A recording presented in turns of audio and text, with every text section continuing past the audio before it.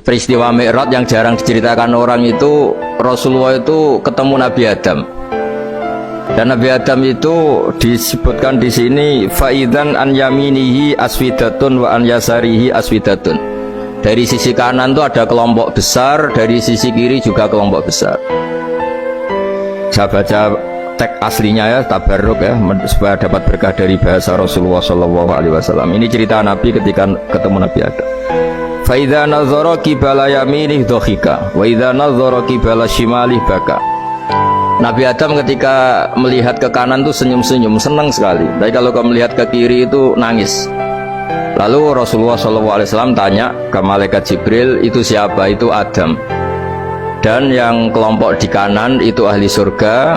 Maka beliau kalau melihat senang sekali. Dan kalau yang di kiri itu ahli neraka, kalau beliau melihat itu susah sekali.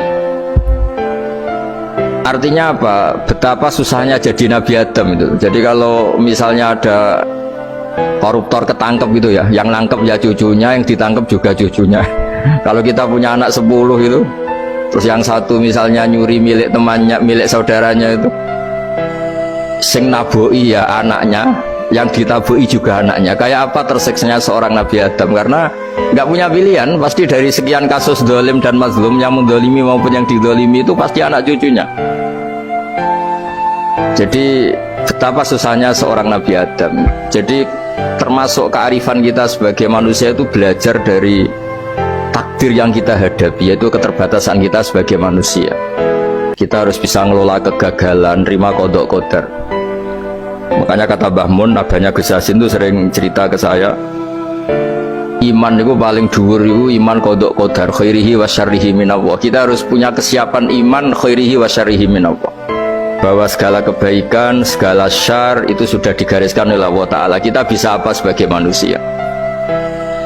Jadi pertama Nabi Muhammad ketemu di as-sama idunya, langit paling dekat, itu ketemu Nabi Adam dengan kondisi seperti tadi. Kalau melihat ke kanan itu senyum, karena itu anak-anak beliau, turunan beliau yang ahli surga.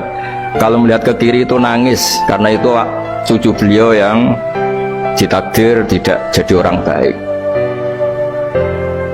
Artinya kalau ada peristiwa sosial apa saja, yang satu zalim, yang satu mazlum, atau yang satu benar, yang satu salah, atau sama-sama benar tapi salah paham, itu semua adalah cucu Nabi Adam alaihi salam. Dan itu membuat beliau kadang-kadang dohika, kadang-kadang senyum, kadang-kadang baka, kadang-kadang nangis.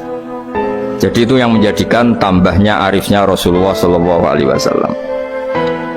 Saya teruskan.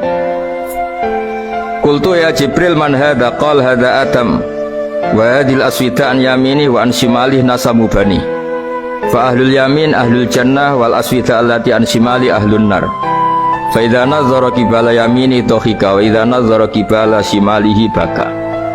Itu seperti misalnya kita punya anak 5, yang satu sukses jadi profesor doktor atau jadi orang alim, yang satu sekolah saja gak naik, misalnya sudah gak naik, entek no dunya itu nghabiskan harta itu kan.